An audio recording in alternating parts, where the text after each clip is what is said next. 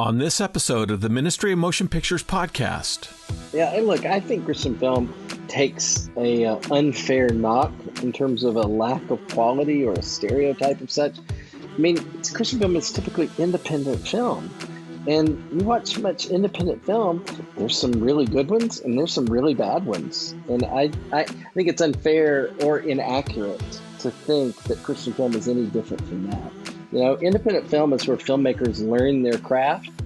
And yes, sometimes it isn't going to work. I think the idea that it's in any worse place than independent film is just, I don't find that to be accurate. You're listening to the Ministry of Motion Pictures podcast, where we call faith-based filmmakers to cinematic excellence, bold storytelling, and sound theology. If we believe that we have the greatest stories to tell, we need to deliver on that conviction. I'm writer, director, animator, and your host, Todd Schaefer. My guest today is Ben Howard, who was the driving force behind Sony Provident for a great many years, and he's recently formed his own company called Third Coast Content. There's some very interesting little-known facts about Ben. He began his career as an intern for Josh McDowell, and Ben is also a weather buff and has been a storm chaser who has chased tornadoes. I think that has something to do with his success in the film business. In this episode, Ben and I talk about his experience in faith-based filmmaking for the past 20 years and what's happening with his new endeavor, Third Coast Content, where he sees his role as a shepherd of ideas and talent. This is episode 37. Well, it's great to have you, Ben. Thank you for the time you're giving me. And why don't you just tell me a little bit about what you've done? Because you've been in this industry for quite some time, and I'm not quite sure how your last transition from Provident to Third Coast happened. So if you could just elaborate on that a little bit. Sure, Todd. It's good to be with you today. So, look, anytime anybody wants to talk to me, I'm appreciative. So that's great.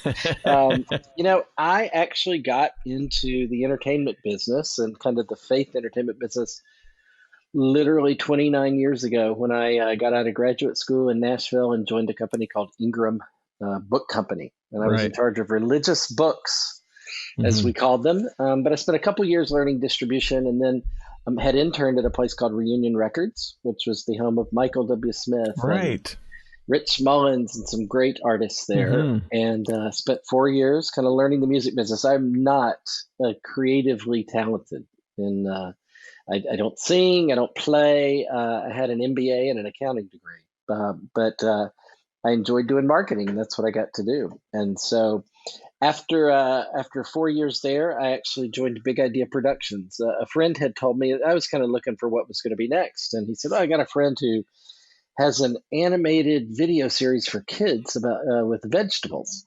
And I thought, that does not sound very interesting to me. I did not have kids. And so obviously that ended up being VeggieTales, and I met Phil Vischer, and I was in, man. Those guys are geniuses, and the opportunity to be around geniuses was great. And I spent about 7 years with Phil and Mike and the gang there, and loved it.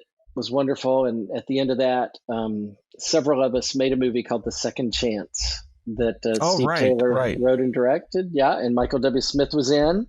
And Provident purchased that movie and released it with Sony Pictures. And at that point, I went over and joined Provident because I wanted to do more of that.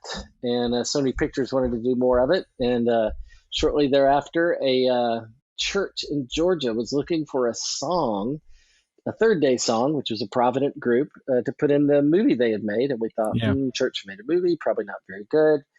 And, we asked them to send it to us. And halfway through it, we were booking flights to Albany, Georgia, because these guys were talented, and we knew that we could help them, not help them make movies, but we could certainly help fund their movies and help them put them in the marketplace.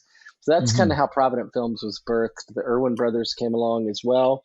We hired them to do some music videos and said, man, these guys are good. And we got to help them make their movies and a number of others. It was a great place to be. And it was kind of the dawning of the new age of faith-based film, as we all call it. And so it was great. And, I was in Nashville getting to learn the movie business, and I had a great time. And after 10 plus years of that, I think I'm just ready for the next challenge. I Hmm. still love the people at Provident and what they do and the filmmakers they work with, but I kind of, my two boys had graduated from high school, still have a daughter and a wife at home, but they're a little bit independent. I needed something, I needed a new challenge in life, if you will. Ah, And connected with the guys with Endeavor Content in LA, and shortly thereafter launched a company, launched Third Coast Content, to really continue to do what I was doing at one level, but with people who knew more about the movie business, way more about the movie business than I did. okay. And that is what Third Coast is. It's I've been doing it 2 years now, and we've made a couple of movies. We got a lot more in the works, and I'm loving what I get to do. And you're based in Nashville now. We are in Nashville. We're Yeah. actually, our office is technically in Franklin, Tennessee, Okay. where I've now been for 30 plus years. Oh, wow. So you could write a history book on the recent history of Christian filmmaking, basically. I have gotten to watch it all happen and to be part of a lot of it. Have you thought of doing a memoir?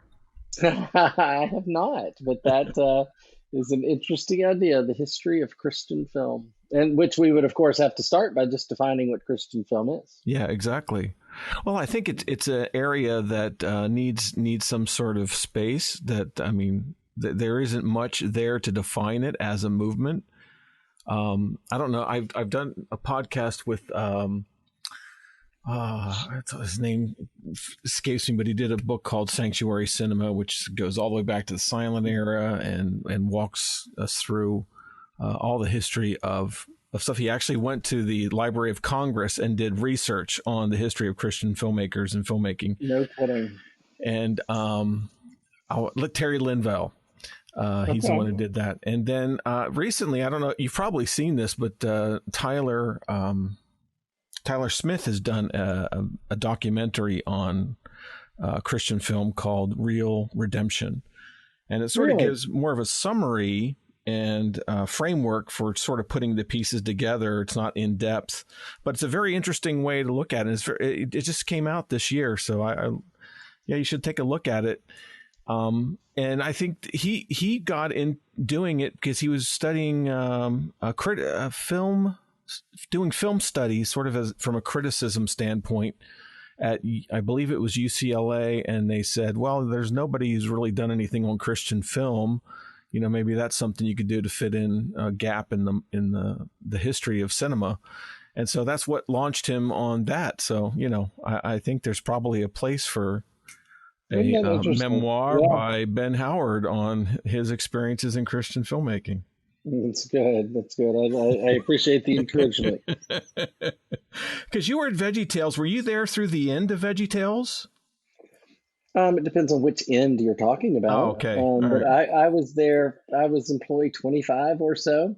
We made it up to employee, I think, 225, and a bunch of episodes of the of VeggieTales, and then ultimately the movie Jonah, and the release of that. Yeah. And at that point, yes, there were some changes. The ownership changed. The company went through financial difficulties. I was there for that. That was my exit. Yeah. Okay. So you exited when Bob Elder exited at the same time, pretty much. Yes. In the same season, I'm sure. Yeah. Okay. Yeah. And then Provident, what was Provident doing? They weren't really a faith-based film branch of Sony. They weren't film. Provident is owned by Sony Music, correct? And they were a record label. This was in the mid 2005-ish, and music business was going digital and it was struggling. And I think that Sony Music put out the call to their labels of, hey, let's figure out other businesses to get in. And one of those was movies. And we had a movie with Michael W. Smith in it. So it was perfect entree for them. Mm-hmm. Now, did Second Chance come out before the Kendrick film or after? It did. It came out before, but as we called it, there were more lessons learned than dollars earned.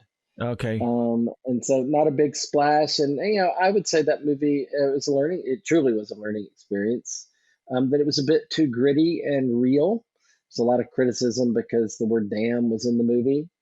Really? It told a racially charged story. And Hmm. so I think Steve did a great job on the movie. And it did not find much of an audience. I think that Yeah. would be fair to say. I think its box office was less than $1 million. Look, at that point, we were trying to invent a gatekeeper led um, grassroots strategy for Huh. releasing movies, knowing we Uh-huh. didn't have enough gas in the tank, if you will, for big media campaigns or a big Right. enough audience to justify it. And so I remember that when we screened that movie for pastors, so we did it during the middle of the day, and we didn't have many people come, and we learned lessons. And when Facing the Giants came around, we changed some of that and threw in a big controversy, and we got a lot of attention, and I think we were off to the races at that point. Hmm. So that was your first film with Sony Provident. That's their first big film effort. That Second Chance technically was the first one, and then yes, Yeah, that's what I meant. Yeah, second that chance. yes, it was the first successful project. Okay. And at that point, Sony Pictures, they liked the idea of doing some things in this space. They had nobody set up to do it, and at Provident Films, we were going to be the front, if you will, and handle the finding the creative and marketing it and overseeing the making of it. And they would provide the back office and the distribution, getting it to the marketplace, home entertainment, etc. And it Mm-hmm. was a great partnership. We worked with some of their marketing people, their distribution people, um, and that's kind of how it all came to be. It Yeah. was after Fireproof, um, which of course was a Kendrick movie, and Kirk Cameron played a leading role. It was at that point that Sony Pictures decided this was something they'd like to be in a bigger way, and not just with a sister company. And a firm was born, and Rich Peluso Mm-hmm. obviously transitioned from also the music business, like I had, and started running a firm, and we became, siblings, if you will, Sony companies working in the same business, and continued to work together on a number of things. So we had been doing that, and obviously they saw an opportunity and had every right to. And so a firm was birthed, and we continued to work on some things together, and they did some different things. We did some things on our own. So it was all peaceful and amenable, but that's kind of how it all came to be. So what was the rationale for Sony to open up a second label? Well, Sony Pictures is a completely different company Ah, than okay. Sony Music. That's what Okay, it so was. And Provident is Sony Music's arm that was trying to get into film, and Sony correct. Pictures decided, oh, we're going to do it our own way. Yes, that's Okay. exactly what it was. Okay, that makes sense. Yes, yes, yes. That was always a big head scratch for me. Sony Provident, Sony Affirm. I'm not quite sure what the difference is, but yeah, okay, that makes sense. Good. Yep, yep. So the Irwin Brothers, you saw them come through. You hired them to do some Yeah, music videos. You said. I was running the marketing side of the Provident label group, and I think at one point we were doing a Michael W. Smith video actually, and we decided to hire them. They were new and young and hungry and not very expensive, and we had them do a music video and loved what they did, and they went on to do a number of other videos at Provident. But they also wanted to be in the movie business, and they had this movie October Baby that they made on a shoestring budget from friends and family money, and we came alongside them and oversaw the theatrical marketing and release and the home entertainment, and did well enough that everybody got their money back, and then moved on to Mom's Night Out, and after that Woodlawn, and then ultimately I Can Only Imagine. So yeah, those guys have had quite a ascension, if you will. October Baby. It was called October Baby. Yes. Yep. Yeah, you've been through all the big movements. It was. It's definitely been great, and those are all great people. Kendrick Yeah. Brothers, the Irwin Brothers, and I don't know that it's required to be brothers in this business. They're the we used to call them the Burns brothers. Yeah. Those guys have made a couple movies. It turns out we're all disappointed. They're actually cousins. Yeah. Yeah. And then it's also the Cristiano brothers, and I think there's another Yes, one. undoubtedly. The Downs brothers. Yeah. Okay. Wow. Yep. So if you're not a brother getting into Christian filmmaking, Yeah, forget don't even bother. Totally. it. Yeah. Oh wow! I wonder how that works. It's so strange that it seems like the majority of Christian filmmakers are brothers that Yeah, are. and there's certainly in the outside the Christian world as well, the Coen brothers, Yes. or Yeah. there's a number of For sure. brother duos as well. There is probably something about the family owning a video camera and the boys, instead of arguing over it, working together to make movies. Yeah, there you go. That makes sense. Yep. Yep. That's certainly the story the Kendricks tell. Chasing Yeah. each other with the camera, doing, run and chase movies. Right. So you were with Provident for quite some time. How many years were you Yep. there? That would have been 12 and a little bit more. Okay. Wow, that's a good run. Yeah, it was a great place to be, and loved working with those guys. And look, the first thing we made here at Third Coast, Provident ended up being a partner in it. So I know them, they know me. We have a mutual trust level, and probably will continue to look for projects to do together. Right. Now, did you guys also have a relationship with Walden Media? Um, it's funny in the movie business, kind of everybody has a relationship with everybody. Yeah. So I know the people at Walden Media, and we talked to them about a number of things, but we never were in business together. Okay. All right. Yeah. What was your last film at Provident that you were involved in while you were working with them? It was a movie called Indivisible. Indivisible. And yep, Indivisible. It was a lady named Sarah Drew. Sarah was from Grey's Anatomy and had done Mom's Night Out with us and the Irwin Brothers. And it was a true story about a chaplain who went over to Iraq to help the servicemen have marriages to go home to. And in the process came home and just about lost his own. So it was a really cool story, both a military story and a marriage story. So yeah, that was a really good one to be involved with. And Darren Moorman is who produced that with us. Did it have a theatrical release? It did indeed, and it did about $3 million at the box office. It was not what we would have deemed to be a big success. Pureflix distributed it. It was right as Pureflix was stopping being in the distribution business. Yeah. So there were a few challenges, but it's a good movie if somebody's looking for something these days. Because I haven't heard of it. I'm surprised. It sounds like a good movie. I am too. Yeah, clearly the marketing people did not do a good job. Huh. Yeah, I can understand that. I'm gonna have to go look that up tonight and watch it. Yeah, the movie was very good. The performances were great. Story was well told. I don't know if people knew, they didn't know if this was a war movie or a marriage movie. And we got stuck a little bit in between. And it ended up not being ended up not being sure what it was. Wow. So, but I think it's lived a long life in home entertainment, and people really like it. So, tell me a little bit about Third Coast, what you guys are doing, some of your ethos. Yeah. Our first project, first couple of projects that we have in the can, we created a comedy around Shonda Pierce that just is a fun, clean story that'll really target her audience. And we made that last summer. And then we just finished shortly after that a movie called On the Line that tells the true story of a Mexican orphanage that was about to lose their property. The boys would be put back on the street. When somebody enters the orphans, 3 of the orphans and their headmaster, into a blue marlin fishing tournament.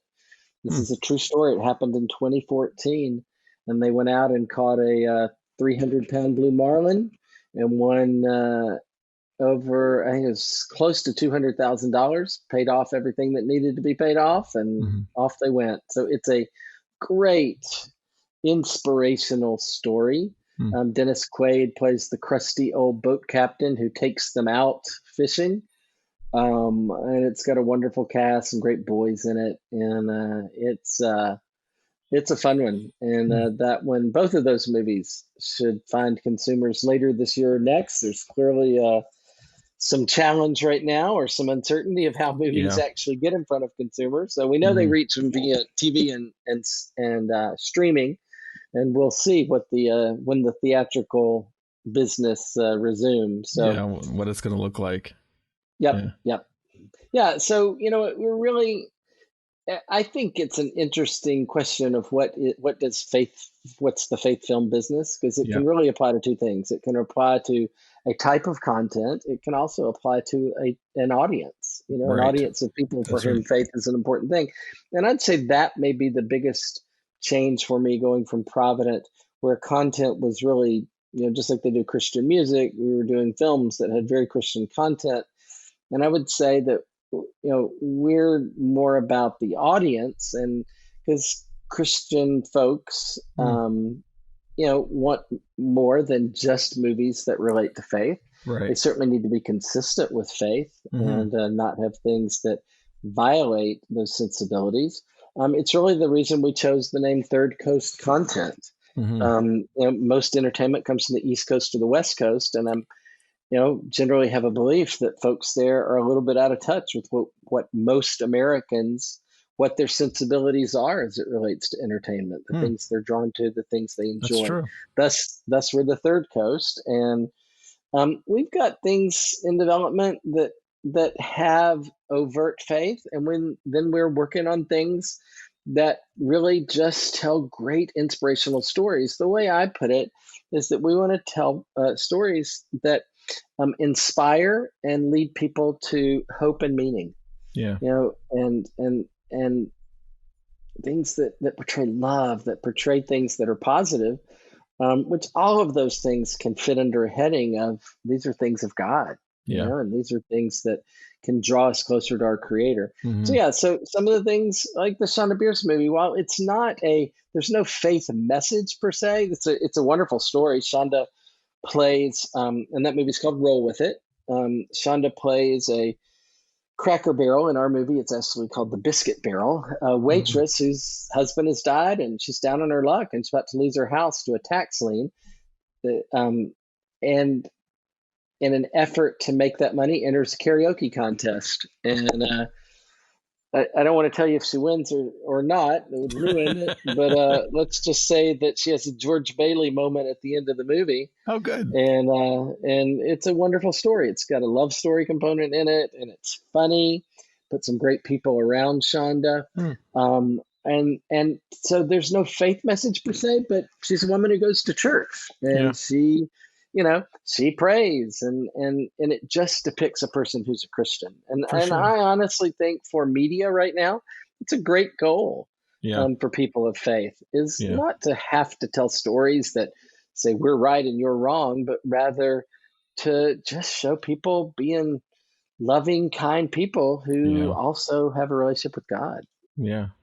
Well, I So think I that's love that kind of thing. yeah, yeah. I mean, we watch lots of movies. We consume so much entertainment, and the last thing you want to see is another murder film, another violent film. It's just where the market seems to be saturated with these twisted, violent, disturbed kinds of films, and it's nice to have something that's a little bit more like maybe Frank Capra, if he was alive, he'd like to work for you guys and do films because you're Hmm. more in his line of sight kind of thing. Yeah, it certainly is what we all remember about films. Yeah, It's definitely taken a different turn in yeah. the more recent past. Yeah, exactly. I think, yeah, I interviewed, I don't know if you know Jonathan Lehman from Nine Marks, but one of the things he said about Christian film, he said, even for all the ones that aren't so good, the good thing that these Christian filmmakers bring is a right moral ecology, meaning, Hmm. Yeah, there's a moral status and a worldview there that's sort of underpinning the entire film that is very beneficial, whether you think it's a great film or not. And I yeah, thought that was a really good, insightful thing to say. And it seems like yeah, that's what you guys are trying to do. Some stuff, films that have at least they may not be overtly faith oriented, but at least they have that right moral ecology, framing what's being produced. yeah, yeah, yeah. And look, I think Christian film takes unfair knock in terms of a lack of quality or a stereotype of such. Yeah. I mean, Christian film is typically independent film. Yeah. And you watch much independent film, there's some really good ones and there's some really bad ones. Yeah. And I think it's unfair or inaccurate to think that Christian film is any different from that. Yeah. Independent film is where filmmakers learn their craft. Yes. And yes, sometimes it isn't going to work. But I think the idea that it's in any worse place than independent film is just, I don't find that to be accurate. Yeah, no, I agree. Well, it's like you said, it's a learning ground. That's where you're learning. And we have a very grassroots kind of film industry, in the faith space, because they're not coming from Hollywood to come make faith-based films. They're coming from schools and, people who are doing things on their own and churches doing things. So there's going to be that learning process. That's just natural. Yeah. And we have to encourage that. And, one thing that Godard said that Tyler Smith, reminded me of was that if you're going to criticize film, the best way to criticize film is to make another film. You're sort of working in an environment of filmmaking. And so you just address whatever it is that you think you could do better by doing an improvement on the next film. And I think that's, to me, that's where we need to be. And I think, the critics of Christian filmmakers should get out and make more films, because it's not that, we have a restricted throughput of the amount of films and the content that we're producing. There's room for more people. Just get out and do some more films. If you think you can do better, then show it. Criticize by getting out and making your own film and entering the fray. Making there's plenty of room for other filmmakers to do what they think can be done. True. Just do it. And the funny thing is, I think I've seen a couple critics, at least one critic, who then went out and made a film after criticizing Christian films. And his film, I looked at it, I thought it was terrible. It was awful. And so anyhow, people don't realize how hard it is to make a film and create a story. It's that is so true. People do not know how hard it is. Yeah. But I'm not a filmmaker. I just help them do what they do. But yeah, you're totally right. Well, that's why they spend so much money in Hollywood. They know how hard it is. Yep. Very true. What do you see happening in Christian film? Do you see any new trends? Are you hoping for some new things to happen in this marketplace? Yeah, I think that obviously to me the biggest happening in Christian film in recent years has been the studios coming in and starting to make bigger movies because they know the audience is there with better talent. And better written stories, and that's nothing but good for everybody. Right. Now, it makes it harder for the smaller independent films to be a business and to get attention, without a doubt. And so I think filmmakers in the faith connected world need a new channel to emerge. Right. For which to expose their projects. I also think one of the challenges in the faith world right now is there are a lot of genres of films, and streamers carry most all of them, but streamers have really stayed away from faith-connected films for the most part, unless they've had theatrical success. And so the idea, long ago, we called it direct-to-video, and it was a business, because if you sold something into Walmart, and it had something interesting, you would sell it. And in Christian bookstores, obviously, which is even further back, that could be a business. And so right now, streaming is that world, and there aren't the same opportunities yet for films that are faith-connected. There's a politically incorrect piece to it. There's an unknown piece to it. There's a fear of being that retailers, or I guess film retailers, streamers have, of being connected to some things that have really been called out and labeled in the Christian world, that almost hate crime-ish kind of things. And that's not a great thing. And I hope that finds a path to resolution, and that the marketplace for films that connect back to faith, that attract a faith audience, can be given a better platform, a bigger platform, more visible. Mm-hmm. Yeah, I agree. Yeah, I think that's a big number one strategic issue facing at least the independent filmmakers that want to make things for a faith-connected audience or with faith-connected content. Yes, because there's not really a centralized place where you go and you go, hey, there's a lot of good, because a lot of them have a lot of really bad films. So you sort of need somebody to curate a really nice library of. Yeah, and the streamers curate because you can find, hey, here are comedies and here are horror films. But nobody's been willing to do that around the faith area. Oh, that's interesting. They should do that, though. It would seem like, since it's such a unique audience and it's huge, and when you tap it, you can really get a huge, turnout of audience when you do. I mean, which we saw with a lot of films. I mean, some of the Kendrick films, the Irwin Brothers, and Mel Gibson's work has hit huge nerves in the audience.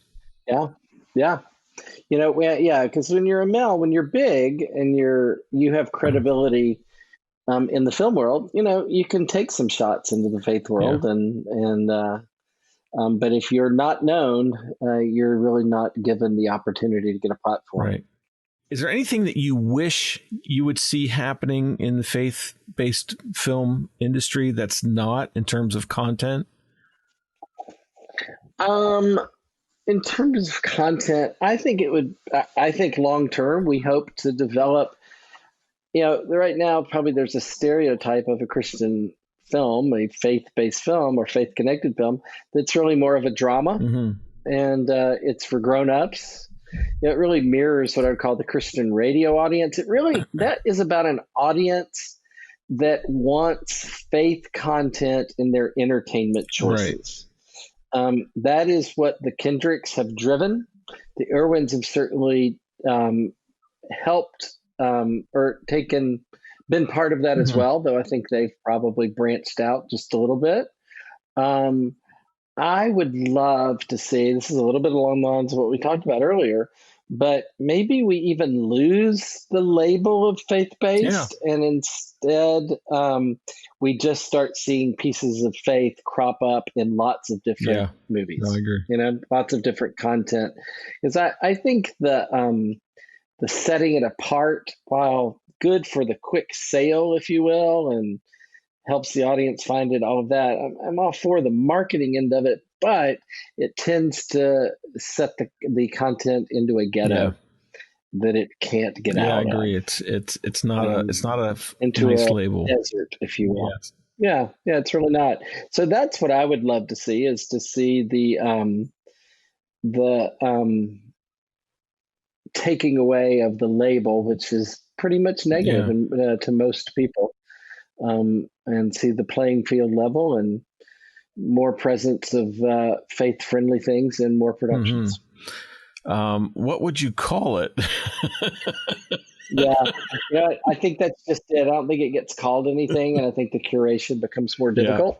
But I think there are talented directors and actors and filmmakers out there who aspire to tell good stories.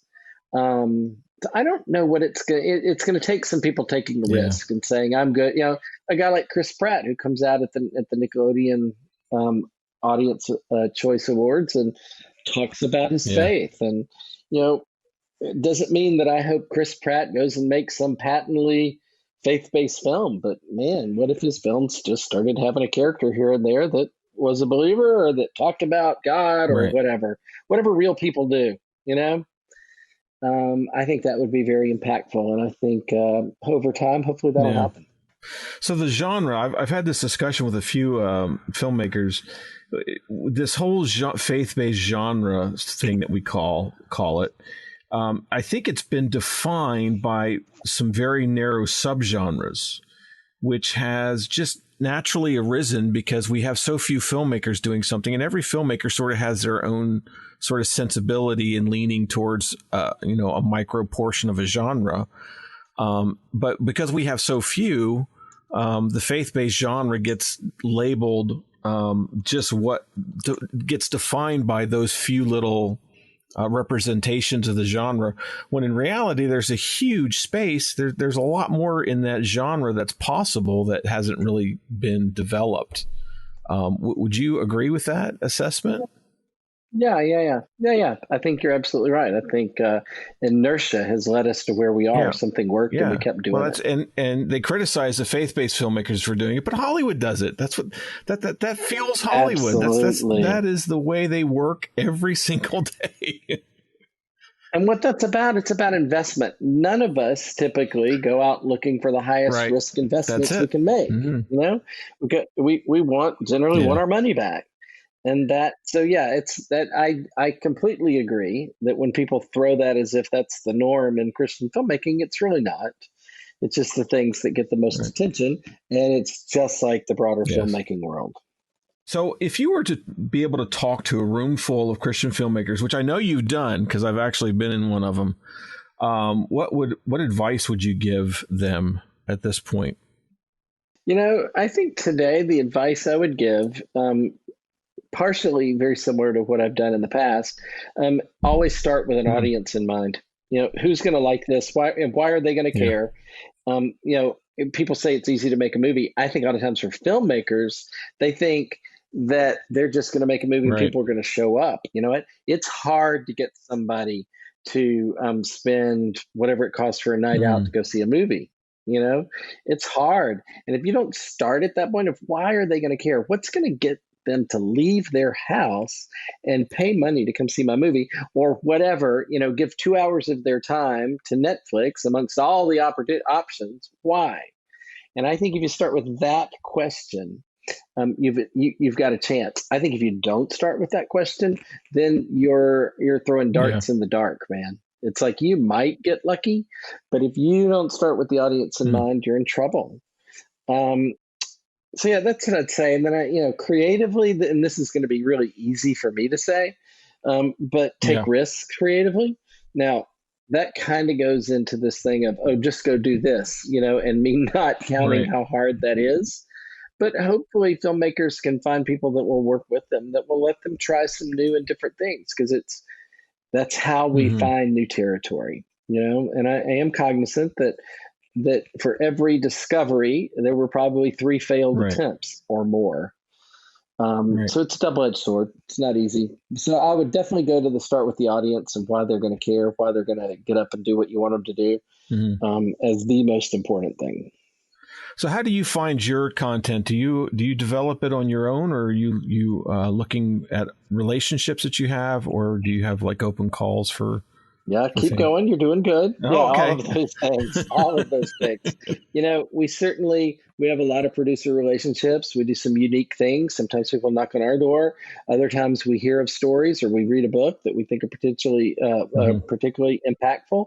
We have people that we work with, Endeavor Content being our partner, and agents that we work with that send us scripts, send us stories. And so it's from any number of places, and it's, that's where the hustle of the business comes in, and that's where the work comes in, because for every project that gets made, we probably don't make 50, something like that at least. Right.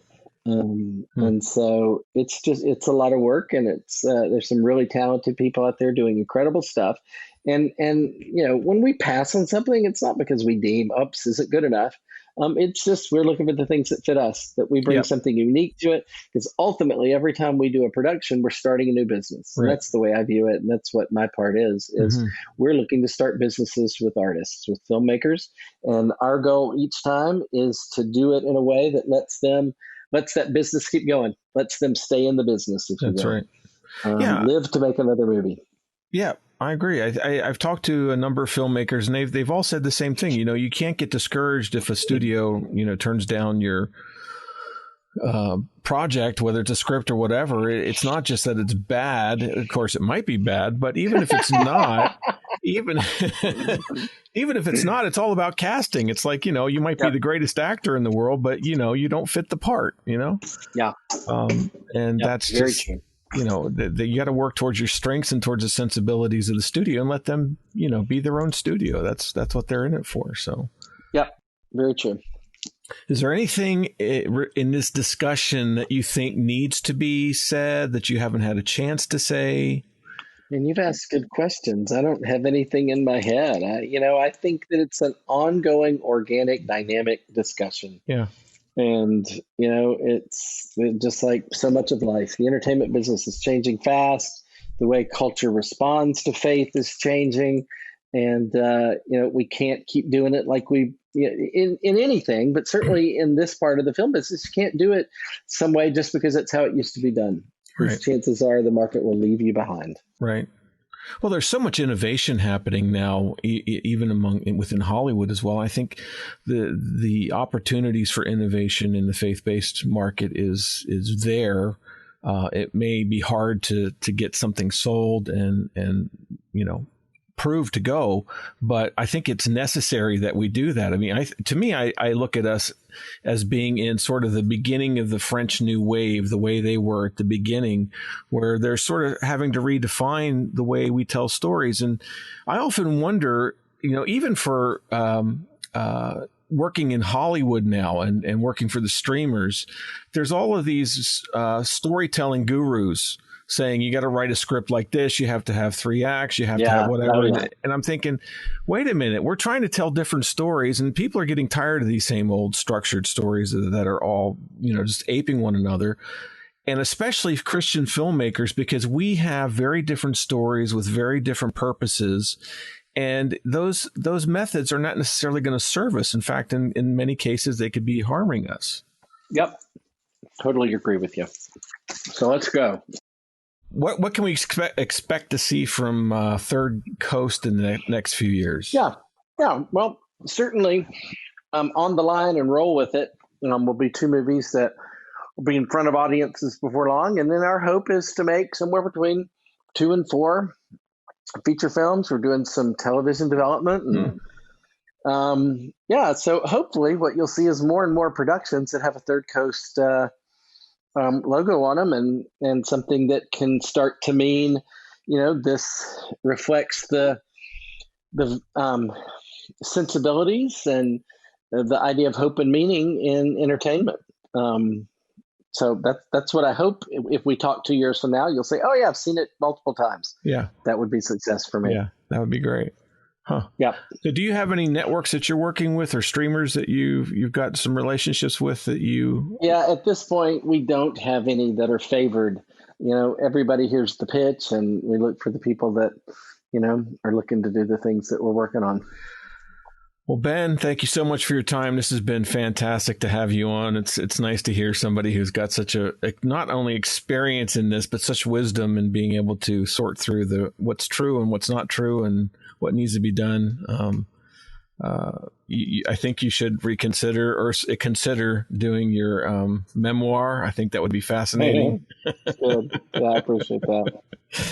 And all right. Good. Well, I love what you're doing. Yeah. And thank you for the opportunity to get to be on today. Thank you. You can find Third Coast content on the web at thirdcoastcontent.com.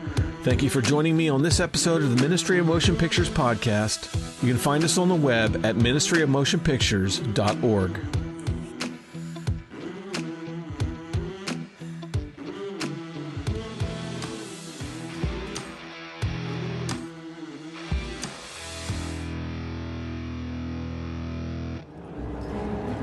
What we do in life